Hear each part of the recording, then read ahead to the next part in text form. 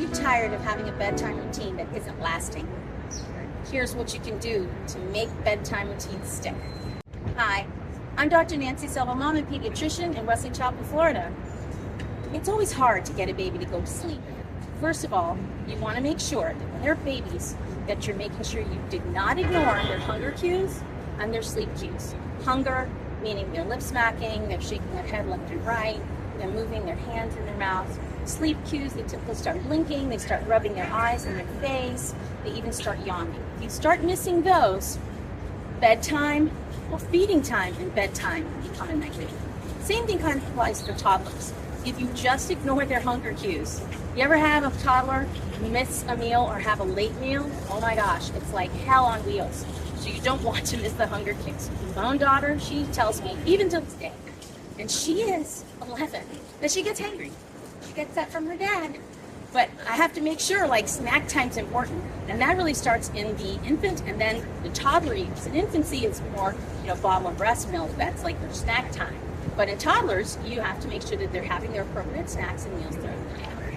Next, once they've been fed, you want to make sure you stick to the same routine every single night. So you want to make sure in that half hour before you know it's going to be bedtime, that it's calmer, it's quiet, ease them into the routine. You can have bath time, and bath time can be fun, but a calm fun, so that it's not like they're just hyperstimulated and they've been playing with toys and now they're really not going to sleep. You can have music playing at the same time while it's bath time. Just make it a short and quick bath. And you talk to them very lovingly and telling them about the day and wasn't this beautiful or isn't this nice. And if they're really little, it doesn't matter what you're saying because they're going to be learning every word that you're saying. You can get up every night. You can tell them how great their meal was. You can tell them about your day. You loved spending time with them. You loved feeding them, and now you're so happy that it's bedtime because they're going to sleep a lot and they're going to grow while they sleep and they're going to get strong and healthy. Just hearing those words is very comforting. And just watch your tone as well. So you can easily say, "It's to me for anything. Let's go ahead. How about you read a story?" So you read a book. It ends up becoming their favorite. My daughter's favorite book was Good Night Moon, and my son's was The Gruffle. And we would read it every night, and I would just have this calm, sweet voice. And, add a little bit of pizzazz in the sense that you're playing characters. But pizzazz doesn't have to be pizzazz. It can be upsetting, also loving. So tone. Again, I'm going to keep coming back to tone. So you've given them their bath, they have the book, now you can either pop in that CD or sing a lullaby and ease them into sleep.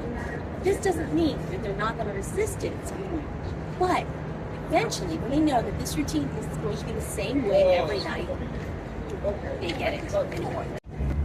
Lastly, you want to keep bedtime routines consistent, and you also want to keep your bedtime consistent even when you're traveling. It's really important to do that. If you can't do it because of if you can't do it because of jet lag, then when it's time to sleep, you still have that same routine and you get back to it the next day. Bedtime routines are so important because what they learn in infancy, young childhood, goes over to young adulthood and even adulthood.